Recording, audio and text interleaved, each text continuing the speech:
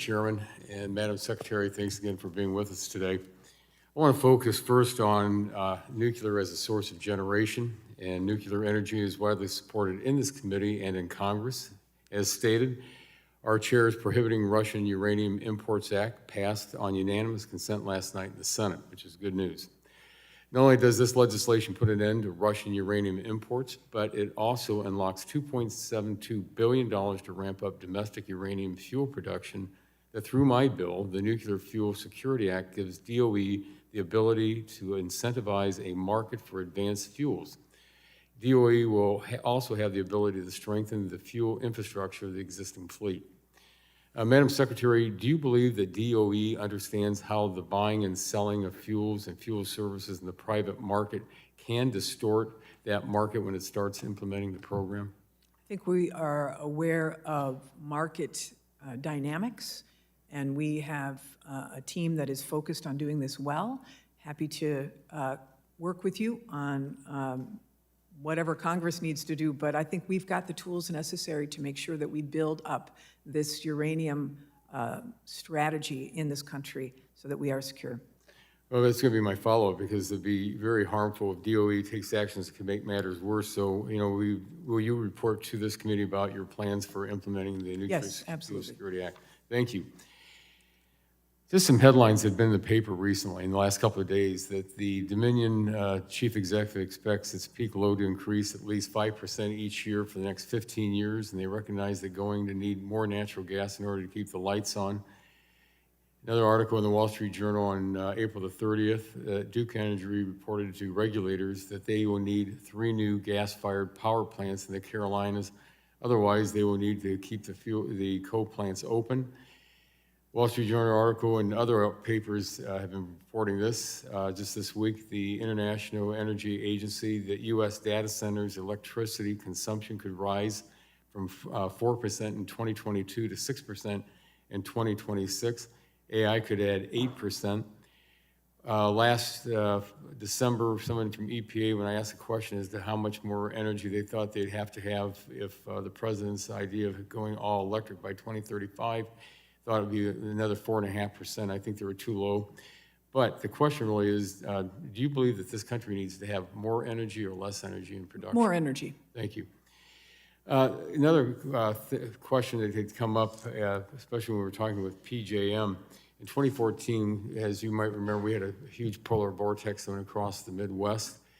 My district, with a massive amount of manufacturing jobs, we had a situation where the question was, we were going to go into blackouts or brownouts in the state of Ohio. Fortunately, we're in a situation that all power stations across, in our 2 nuclear power stations in Ohio, everyone was at maximum production. We did not have a brownout or a blackout. Not long after that situation occurred, I'd asked PJM, I said, if we had the same situation today, could we sustain what we did at that point? Because again, with the steel production, float glass, everything that you can't shut down, and they said it wouldn't be a problem. But as the years progressed, we started seeing a little bit change in opinion, because the PJM on their website talks about that there's a need for more power production. When I asked them the same question recently, what would happen if we had the same situation of that polar vortex in 2014? They said, well, we probably could sustain what we have, but when we go into the future, the likelihood we would not be able to do it. So I guess the question really comes down to, are you concerned about all the retiring generation stations we have in the United States today? Because knowing how long it takes to get generation up, especially that base load capacity that we have to have, is so important. But are you concerned about those generation plants? Yeah, thanks for the question. It's a really important question. I know that we can get 20 to 100 gigawatts on the existing system just by deploying some of these technologies that we have not availed ourselves of at this moment, that are much faster than having to wait for the building of a new power plant, like reconductoring wires, like virtual power plants, like making sure that we have grid enhancing technologies. So that's number one.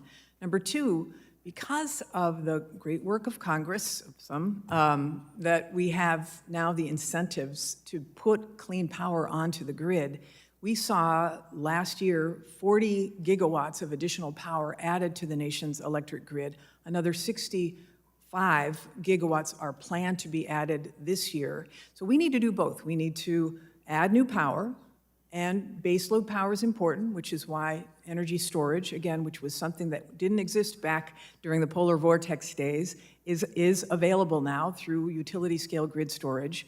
All of those tools will help to make sure the lights stay on. I will say, though, that the polar vortex is an example of what we're going to continue to get hit with because of climate change, honestly. The number of extreme weather events across the country.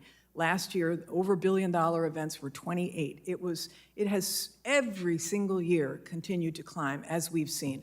The events are becoming more frequent and more extreme, and we have an old grid. So there is no doubt that we need to continue to invest in the grid itself, in addition to making sure that generation is there. Mr. Chair, my time's expired, and I yield back. Gentleman yields back.